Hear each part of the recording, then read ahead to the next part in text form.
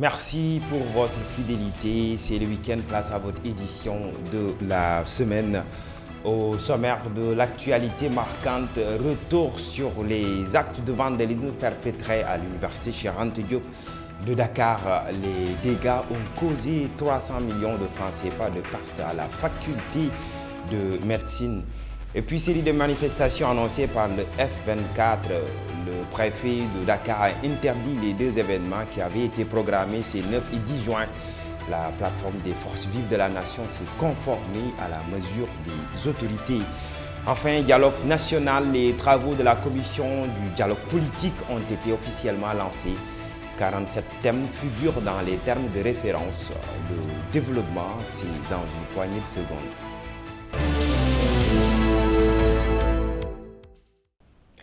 Madame, Monsieur, bienvenue. Le syndicat des travailleurs de l'enseignement supérieur, section COUD et UCAD se dit meurtri par les événements qui affectent l'UCAD, se prononçant sur les saccages qui ont eu lieu dans l'espace universitaire. La semaine dernière, le SYNTES a évalué à plus de 300 millions de francs les dégâts causés à la faculté de médecine. Le secrétaire général Mam Samba Ba et ses camarades se sont indignés de l'irresponsabilité de certains à vouloir mettre à genoux le temple du savoir.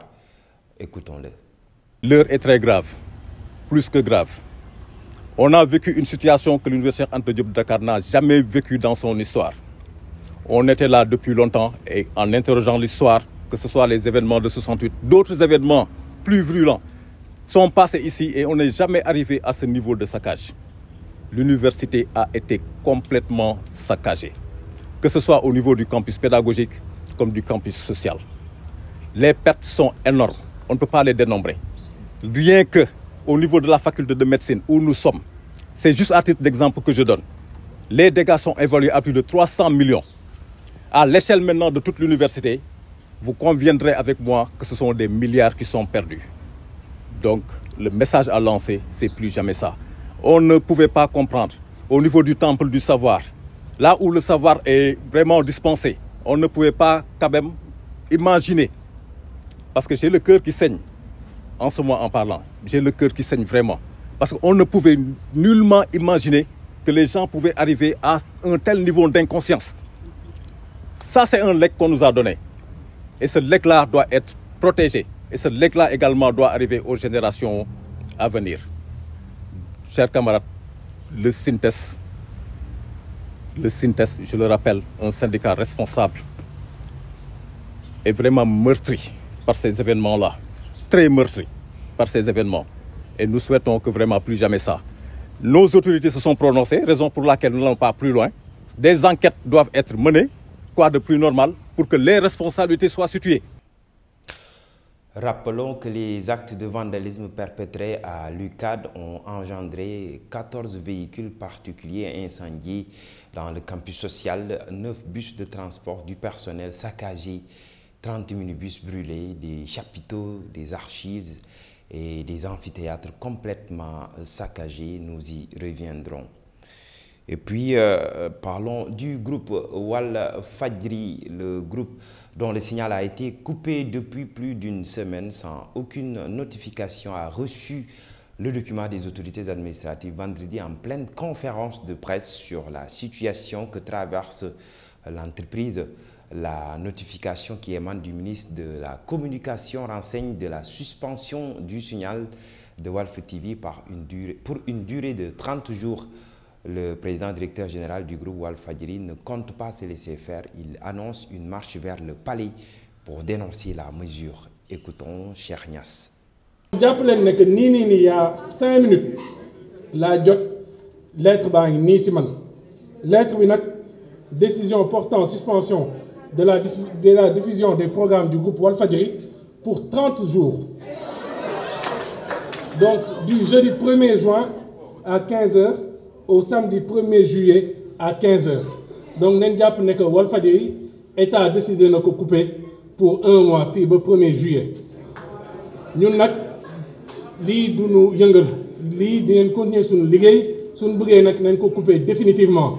Sama papa Ahmed Khalifa Niass wax na léegi lu am solo. Sidy Lamine Niass mooy génn àdduna avant élection 2019 xel mun na tey nag avant élection 2024 ñu bëgg rey carrément Walfadjri loolu nag ñun duñ ko seetaan den mener suñ combat ndaxte tubaab yi nee neen tant va la cruche à l'eau qu'à la fin elle se brise lu ëpp tuuru ñun nag on va appeler à une marche vers le palais.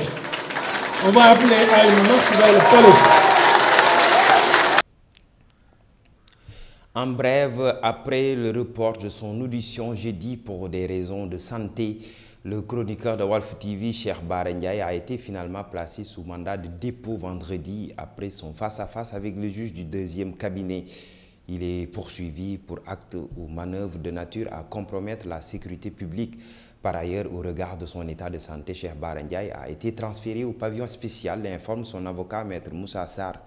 Nous y reviendrons dans nos prochains développements. Nous restons toujours sur les dossiers judiciaires. Où se trouve Ousmane Sonko? Est-il bien portant? Le parti Pastef est sorti de son mutisme pour apporter des éléments de réponse sur ce que vit son leader. Le chargé de la communication du parti, El Malick Ndiaye, a fait savoir que le président Ousmane Sonko est en prison. À l'en croire, il n'est pas en paix car étant le Sénégalais le plus torturé dans ce pays. Écoutons El Malick Ndiaye.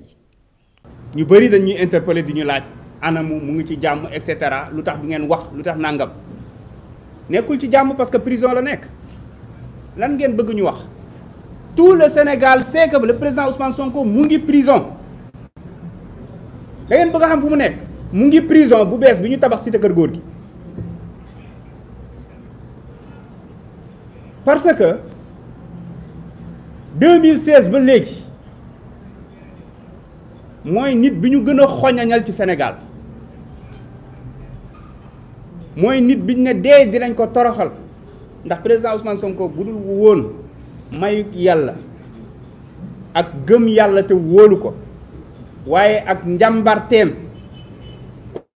bu yàgg psychologiquement dee na bu yàgg parce que liñ ko teg ñi teg ko doomu aadama mu wéy di ànd ak sago di ànd ak njàmbarteem di ànd ak yërmandeem ah man de mënuma ko.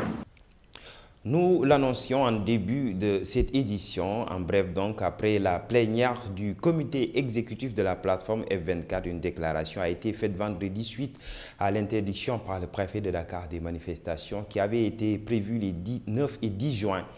Une décision qui, selon la plateforme citoyenne, relève d'un alibi fallacieux. Il a été retenu après concertation au niveau de la plateforme F24 de surseoir à la marche du 10 juin sur la VDN.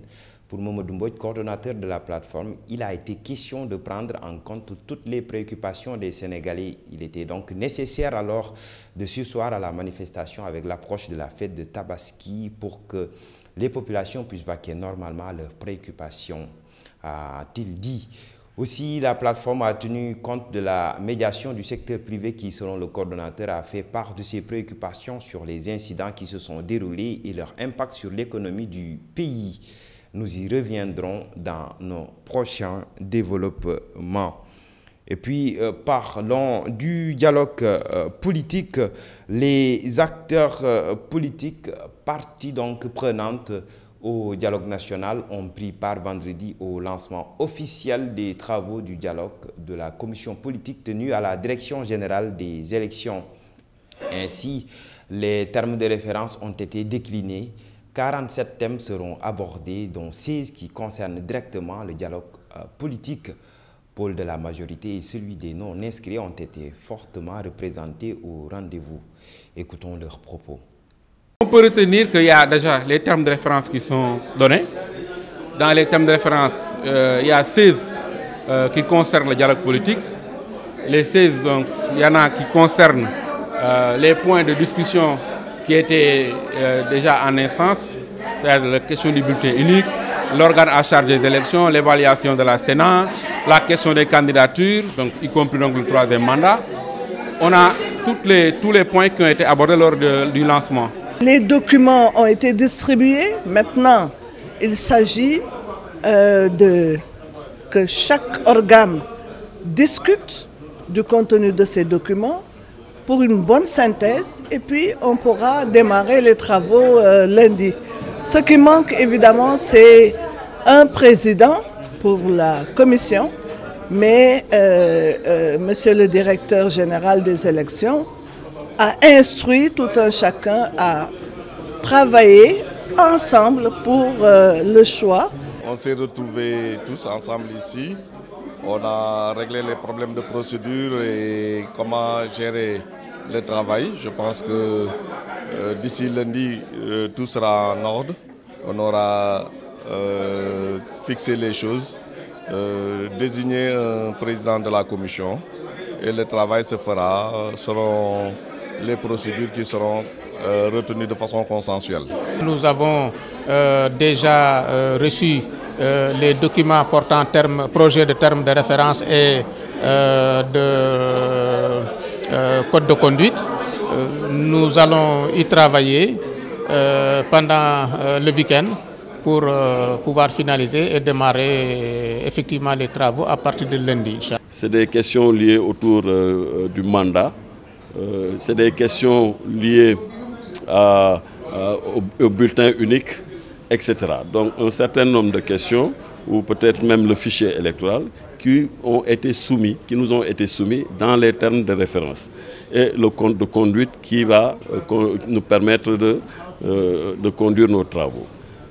Globalement, nous voudrions aussi nous satisfaire de la bonne tenue de la rencontre qui a été présidée par la Direction générale des élections et qui nous permettra d'abord d'harmoniser donc nos positions au sein des différents pôles.